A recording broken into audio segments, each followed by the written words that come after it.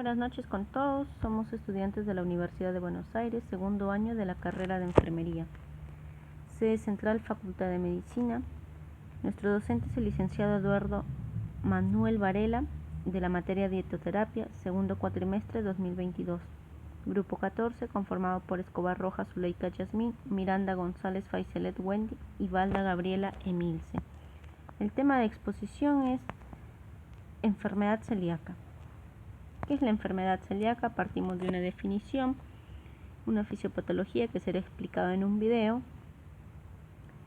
a qué nivel está afectando en el funcionamiento de nuestro organismo, los síntomas que pueden manifestarse, las causas que hace que desarrolle esta enfermedad, las complicaciones si no es tratada a tiempo, el diagnóstico para llegar a un determinado tratamiento, posteriormente un plan de alimentación, abarcando desde un principio nutritivo, alimentos recomendados, fórmulas alimenticias, recomendaciones y una bibliografía que da sustento a esta exposición.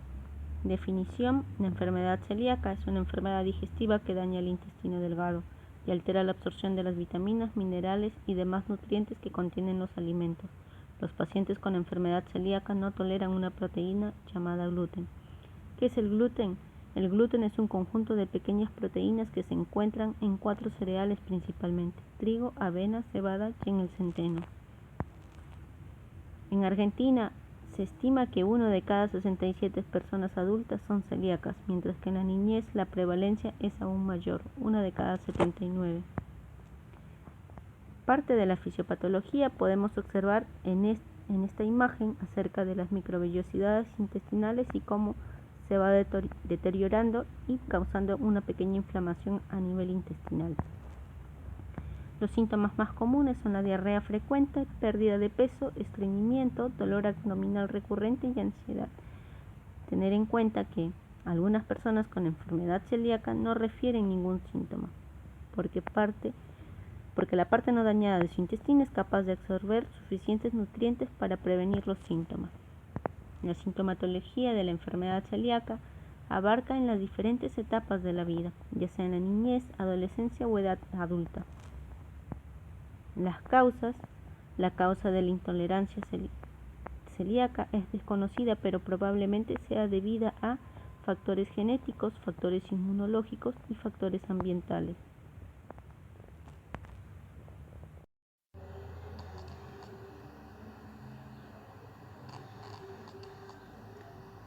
Continuando con la exposición de mi compañera, las causas de la celiaquía pueden ser por factores genéticos, factores inmunológicos y factores ambientales.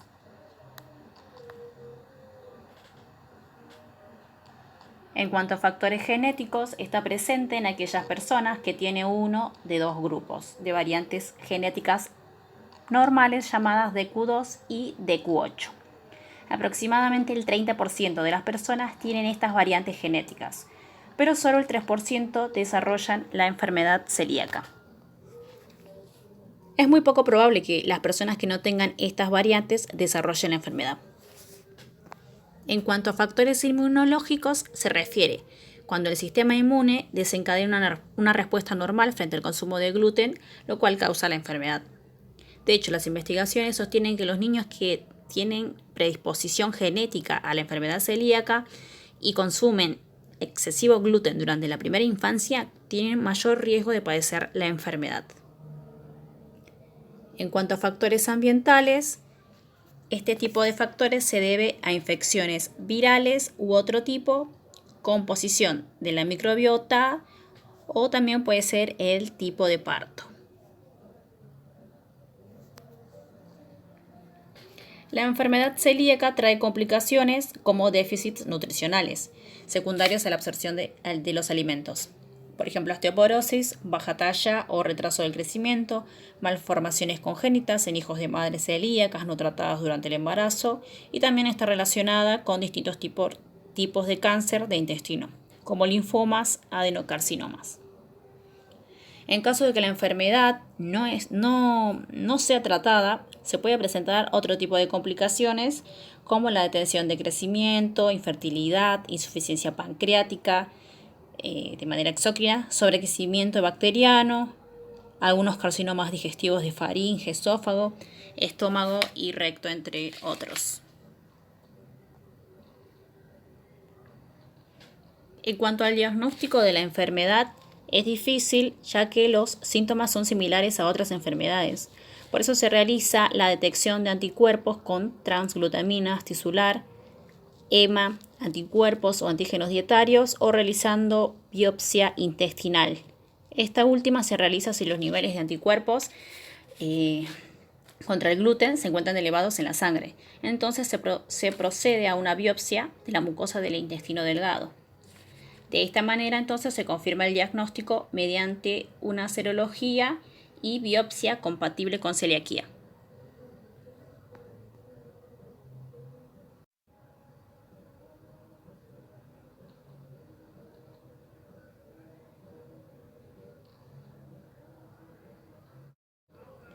En cuanto al tratamiento, se debe evitar de por vida todos los alimentos con gluten por más que tengan mínimas concentraciones.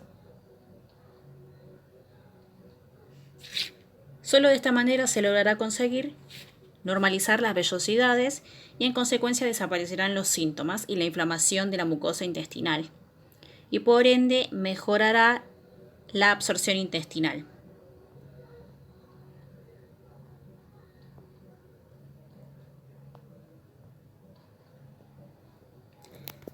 Plan de alimentación. Para empezar vamos a definir lo que es un principio nutritivo. Un principio nutritivo es una sustancia que forma parte del organismo y la ausencia de ésta en el régimen o su disminución por debajo de los valores normales de esta sustancia, a cabo de un tiempo puede producir una enfermedad. Algunos tips para los celíacos dentro de lo que pueden comer son alimentos permitidos, se encuentran las carnes, los pescados, huevos, que son fuente principal de hierro y vitamina B12. También está permitido la leche, los quesos, legumbres, frutas y verduras en su estado natural de preferencia. A la hora de consumir alimentos con etiquetas, es importante verificar que contenga el símbolo oficial como libre de gluten. Alimentos prohibidos: cerveza, cebada, pan, pastas, tapas de empanadas, galletas, pizzas que estén realizadas con harinas, entre otros alimentos.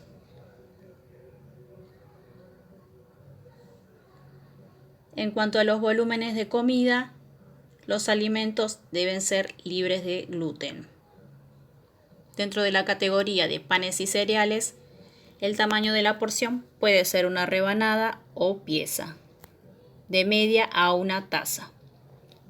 Dentro de lo que es verduras y frutas, al menos 5 porciones al día. Una porción equivale a medio plato de verduras o una fruta. Dentro del rango de leche, yogur y quesos, una porción es lo recomendable, lo cual equivale a una taza de leche o un vaso de yogur o una rodaja de queso cremoso del tamaño de una caja de fósforo pequeña o una cucharada de tipo postre de queso crema. Carnes y huevos, una porción de carne es lo recomendable, lo cual el tamaño equivale a la palma de una mano o un huevo. En cuanto a lo que es bebidas, es fundamental el consumo de agua de al menos 2 litros por día, equivalente a 8 vasos aproximadamente. En cuanto a condimentos, lo recomendable es cultivar tus propias hierbas, ya que es lo más saludable, o en caso de consumir marcas, deben ser aptas para celíacos.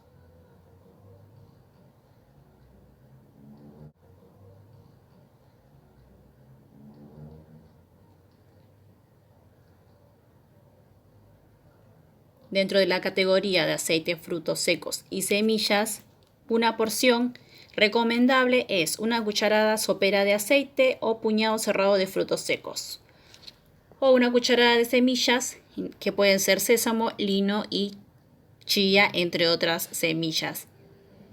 En caso de que sean productos envasados, debe verificarse que se encuentren dentro del listado integrado de alimentos libres de gluten.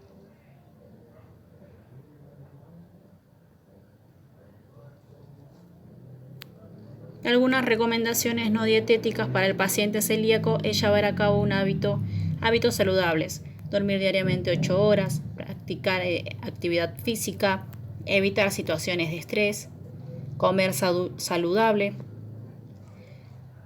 También es importante acudir a asociaciones de celíacos para mejorar el conocimiento de la enfermedad, poder compartir experiencias con otras personas que tengan dicha enfermedad y también obtener apoyo psicológico.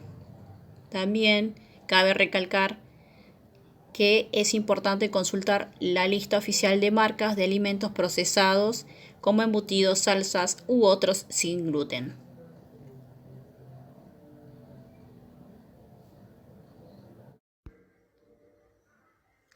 Continuando con la exposición, voy a mencionar qué alimentos son saludables, libres de gluten y qué alimentos podemos nosotros recomendar como futuros enfermeros para aquellas personas que son intolerantes al gluten o que tienen esta enfermedad celíaca.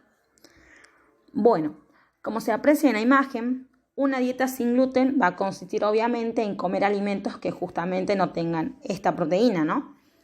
Vamos a recomendar a la persona que consuma mayor cantidad de verduras y frutas, como la zanahoria, manzana, kiwi, papa, brócoli, banana, lechuga, entre otras. Pescado, mariscos, carne, pollo, huevo, lácteos como la leche, la mantequilla, los quesos, los frutos secos, almendras y avellanas. Esta es otra lista de los alimentos que se pueden consumir. Los alimentos contraindicados, debemos excluir todos alimentos que contengan el gluten, como el trigo, la cebada, el centeno, la avena, harina y sus derivados.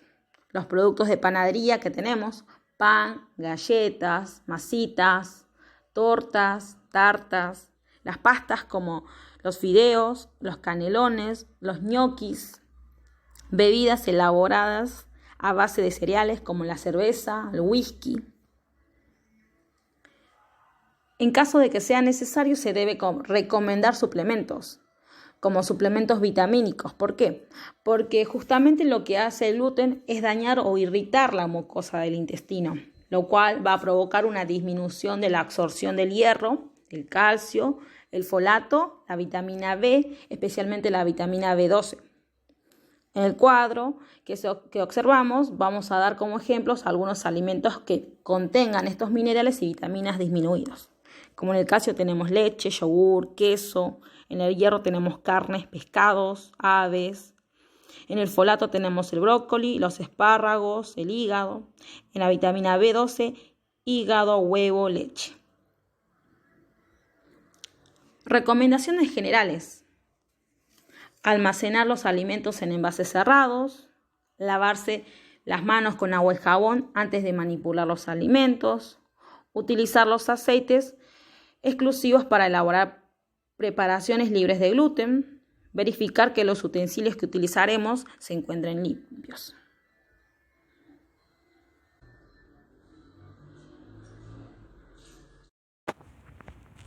Enfermedad celíaca, la fisiopatología. Como podemos ver, una señora comiendo un delicioso pan integral. Llega al intestino y en el intestino va a llegar a un sitio que se llaman microvellosidades intestinales. Ahí están, son como unos palitos que se encargan de captar los nutrientes. Pero, ¿qué es lo que sucede? Una proteína en el cual uno es alérgico, entre comillas, ingresa a este nivel. Luego anticuerpos van a ir a atacar a esta proteína que no la necesitamos. Por lo tanto, esa reacción produce una inflamación en estas microvellosidades que se encargan de la nutrición, produciendo la atrofia que va a causarnos varios problemas digestivos como diarrea, malestar, abultamiento abdominal, un montón de molestias que pueden confundirse con muchos síntomas.